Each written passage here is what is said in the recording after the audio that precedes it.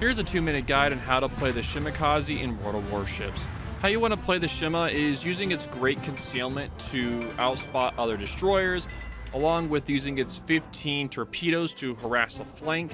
These torpedoes do a lot of damage to destroyers, cruisers, battleships, you name it. You'll be doing a lot of damage if they do happen to hit these. Now, you'll be using the 12 kilometer torpedoes. They're perfect for when people push into you and when you have to chase kiting enemies.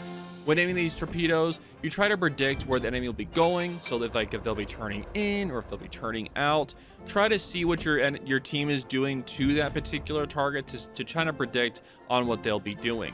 Don't just use the white line to launch torpedoes. Try to use that as like a tool to kind of predict what they'll be doing. Normally, you can do sequential firing with like 30-second gaps to try to get enemies to burn through their damage control parties to get perma floods, which will do a massive amount of damage. Or you can launch them all at once to get those beautiful dev strikes, but it's up to you on how you want to do that. For positioning, you can go the mid, 1, or 10 line, depending upon where you spawn.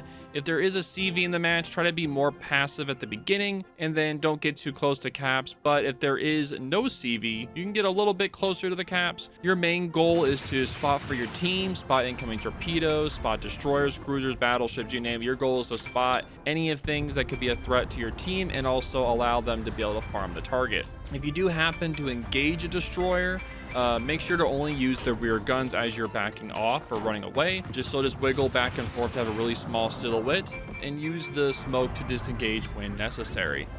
How you want to build the Shima is into the torpedoes and survivability skills. So start with preventative maintenance, then last stand, so to make it where you'll still have rudder and engine power even if they're damaged. Then you want to do survivability expert for the extra health, concealment expert, radio location, and then swift and silent. Finally, you can do fill the tubes or adrenaline rush, or depending upon your fancy, and that'll be your 21-point build. Finally, for the modules, you want to build mostly for torpedoes. So torpedoes in the 3rd slot, reload in the 6th, concealment in the 5th, and engine boost in the 2nd. In the 4th slot, you can take propulsion or rudders, depending upon your fancy. And finally, in the slot 1, you can take main armament. For torpedoes, always take the 12 kilometers. It's definitely the best. Let me know what you all think of this how-to, and make sure to comment torpedo soup in the comments. Thank y'all for watching.